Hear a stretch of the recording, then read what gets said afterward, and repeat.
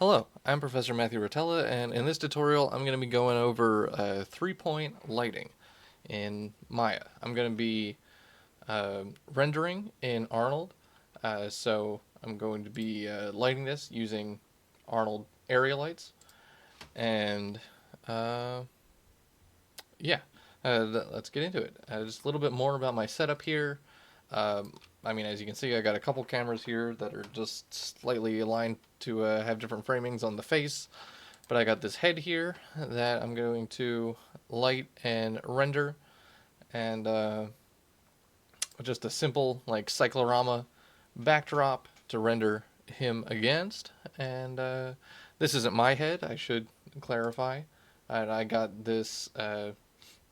This head was created from Wagner Bolf, or at least the textures were. I don't know what the history of this particular model is, but my history with it is basically just as a student, but way back when this head was used as part of my advanced lighting class, and I figured I would repurpose it for my own tutorial.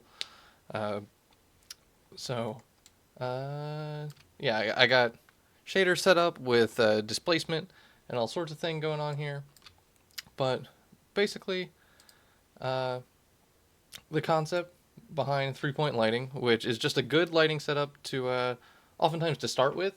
Like a lot of times, I'll use three-point lighting as a sort of baseline for just getting a nice-looking light setup on an object. It doesn't have to be a character or a head or a face or anything like that. It could be anything, but it'll give you some pretty nice looking results by default pretty much every time, and then you can go through and improvise from there. So, uh, okay, so basically what goes on here is we're going to make three lights. There's going to be a, a key light, a fill light, and a rim light. And I'll walk you through the basic idea of that. I'll make three new ones just because it'll only take a second, and it'll perhaps give you a better idea of just like how to set these up. So yeah, like I said, I'm going to be using Arnold area lights for this. And first, generally what you're going to want to do is you're going to want to set up your key light. The purpose of your key light is to be your primary light source. It's usually going to be your biggest and your brightest light. This is whatever scene you're in. Like this would be wherever the light is mainly coming from. So yeah, this is going to be your biggest and brightest light, and all of your numbers for intensity and exposure and stuff like that are all going to depend on the scale of your scene. As you can see, this head is only centimeters large, so my numbers are going to be relatively small compared to something like if this was a life-size head, I would probably be using much higher numbers because the fall off of these area lights is dependent on distance in your scene size. But use whatever numbers work. Uh, but basically, this is going to be your biggest and brightest light. So to start, like, which these aren't the numbers that I ended up using, but just to give you the idea of the concept, uh, like I'll have a 10 exposure here, and good placement of these is usually you want to be slightly above your slightly above your subject and aiming diagonally down. Basically, just diagonal shadows and diagonal lights will give you more dynamic lighting, which you don't always want, but uh, like as a general rule of thumb, like to make something look more dramatic and dynamic, like being a little bit higher than your subject and lighting from the top will give you good results. Okay, and then so yeah, your key light, it's your main light source, it's your primary like shadow caster and things like that. So basically, I have all sorts of things rendered ahead of time. So basically, with your key light, which I don't quite have my displacement set up right on my shader, which is why he partially looks like a burn victim.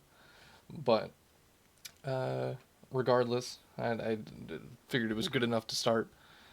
So yeah, basically with just the key light, you'll be relatively high contrast, which by default these area lights have are pretty soft, and you'll see that their spread starts at 1.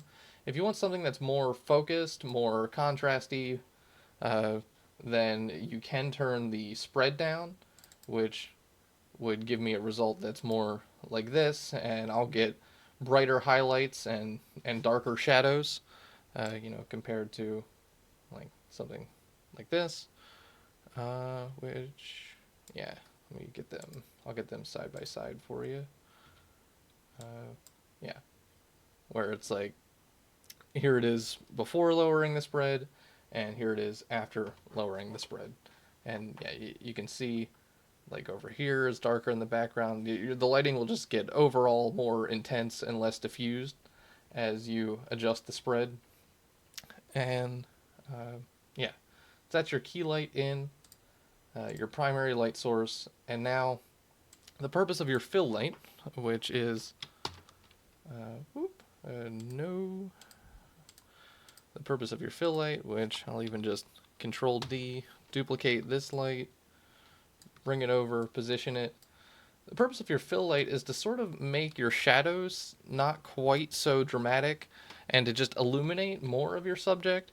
So, generally this will be a little smaller, and uh, I'll just say like 7 in the exposure, and it'll be less bright than your key light.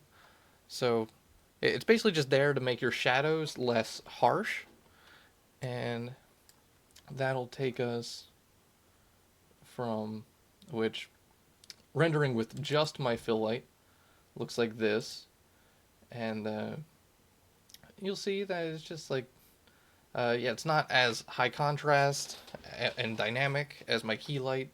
It's just rather diffused, and that's the entire point of a fill light, is to just add some diffused lighting to your subject, just to illuminate more of the surface, just because you want to see it.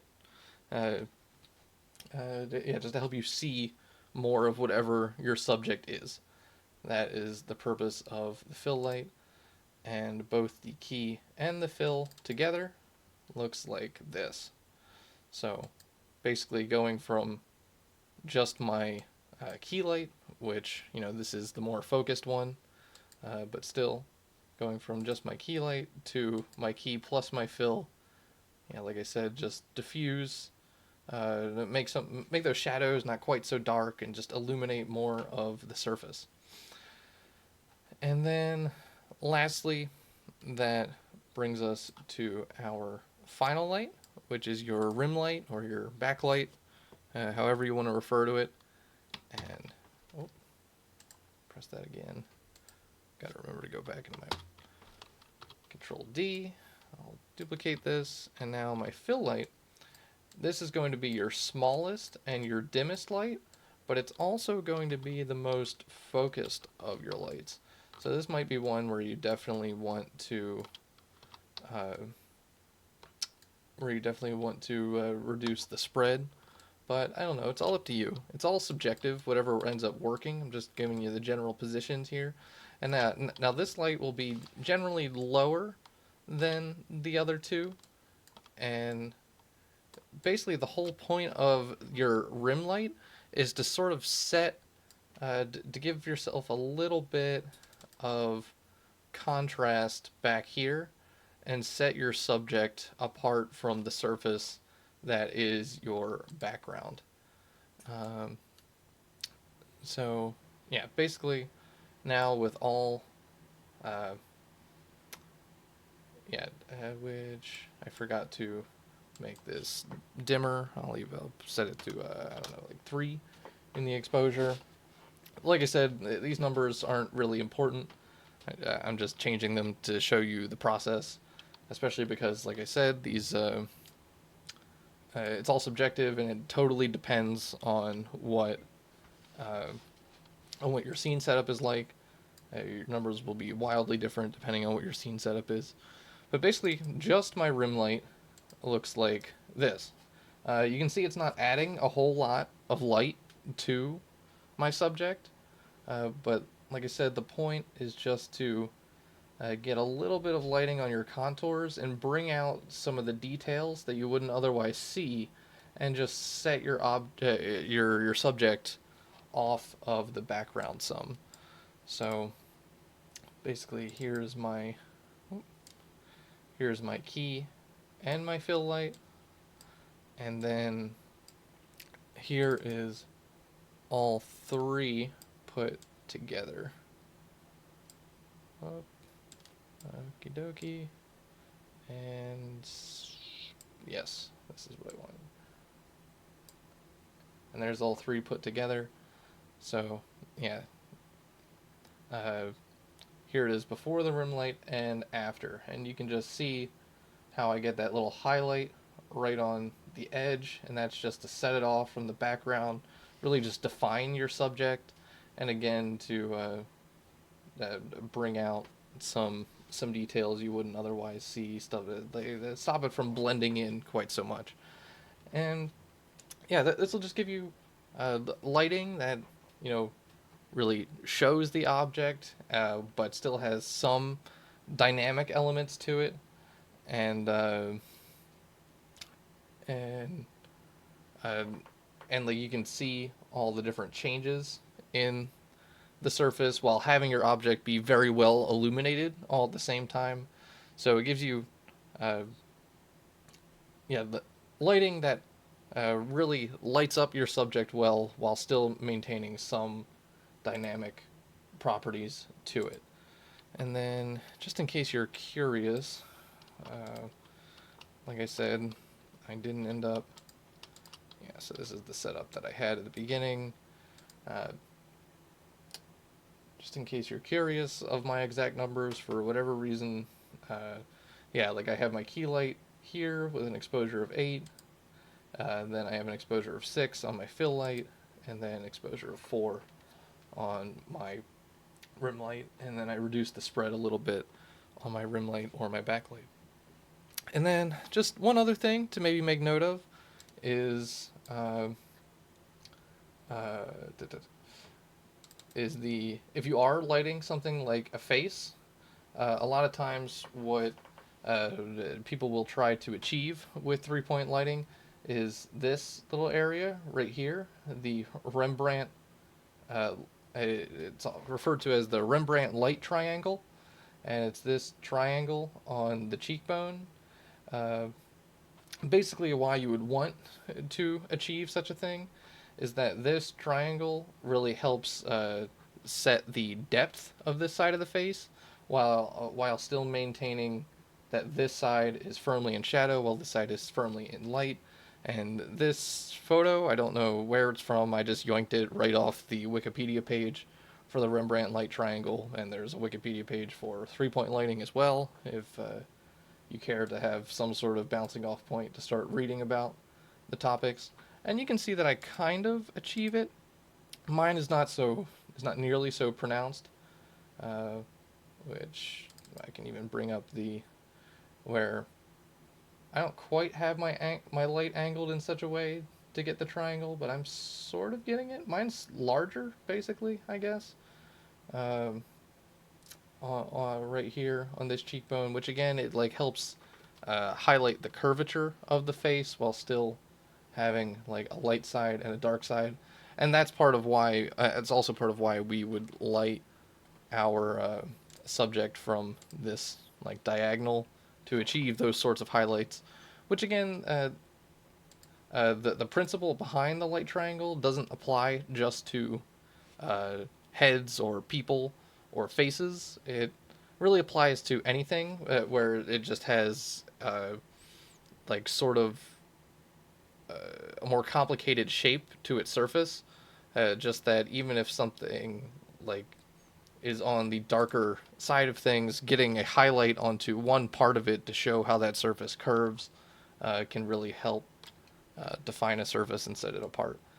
And Also, you don't always necessarily want your lights this close to your subject, but all of this is all subjective. It's all about getting the result that you need, and this just happened to function for me. Uh, Feel free to look up images of 3-point light setups, and then I'll also pull up this just right out of Arnold's documentation. They have a tutorial for just setting up studio lighting. This isn't a 3-point light setup like most people would be talking about, but it's just another example of a similar setup to what I had, where you have 3 lights, one on top and one on either side, just to give you, which this is really good for like product design and showcasing, yeah, products like that. And this will give you much softer lighting while still just giving you a nice diffusion over your surface. It's just another setup to consider. But when it comes to the traditional 3-point light setup, this is what we're talking about. With the key, the brightest, the biggest, your main light source, your fill, there to illuminate the shadowed part of your subject, just to allow your audience to see that part of the surface. But you don't want this to be so bright that it's obvious that there's 2 light sources. You just want it to be bright enough that like you just want it to be bright enough, like I said, that you can see details in the surface that you otherwise would not be able to.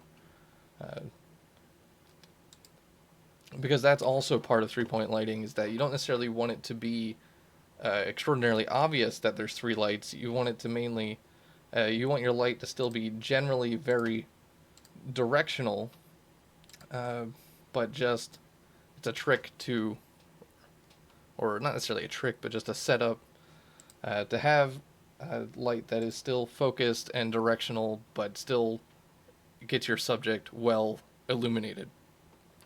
Anyway, sorry for getting a bit rambly, to say the least, but that's it. That's the general principle behind 3-point lighting. And if you're noticing a lot of noise, a good place to start when you're lighting could just be to up the samples on the lights themselves to like at least 3, and then that should eliminate a decent chunk of noise, and then without putting too much more weight on your rendering engine. But if you're still seeing a lot of noise after upping your light samples, then you can start going into your render settings and upping like your diffuse and your specular samples and so on. Anyway, hope that was helpful. Hope that was educational. That's about all I have to say on all that. You have a good week, life, day, what have you. Professor Rotella is signing off.